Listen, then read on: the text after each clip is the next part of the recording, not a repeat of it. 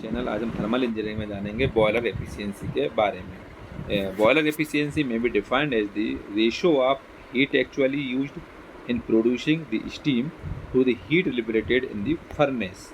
It is also known as thermal efficiency of the boiler. Boiler efficiency वो होता है जो कि ये रेशो होता है जब हीट जो कि यूज हो रही हो जिसको स्टीम में कन्वर्ट करने के लिए, और इसको हम thermal efficiency of the boiler बोलते हैं। So boiler efficiency may be defined as the ratio of heat actually used in producing the steam to the heat liberated in the furnace. It is also known as thermal efficiency. तो boiler efficiency या इसको thermal efficiency बोलते हैं।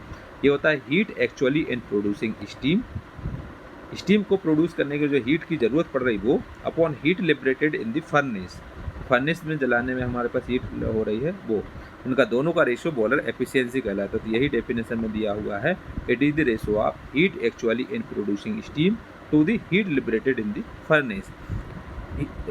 Efficiency को हम boiler efficiency को nu से note करते हैं।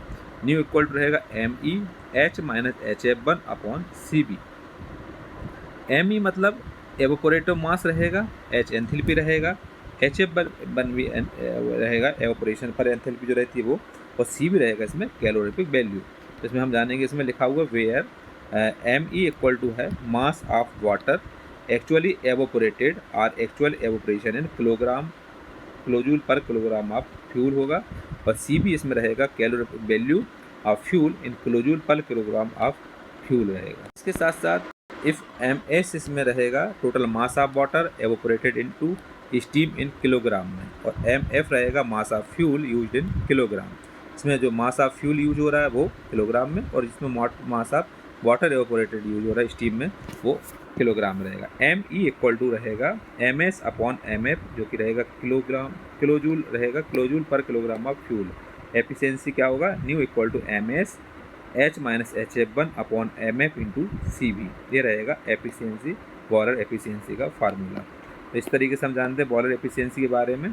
तो एक बार रिवाइज करते हैं। बॉयलर एफिशिएंसी मतलब बॉयलर एफिशिएंसी में भी defined as the ratio of heat actually used in producing the steam to the heat liberated in the furnace.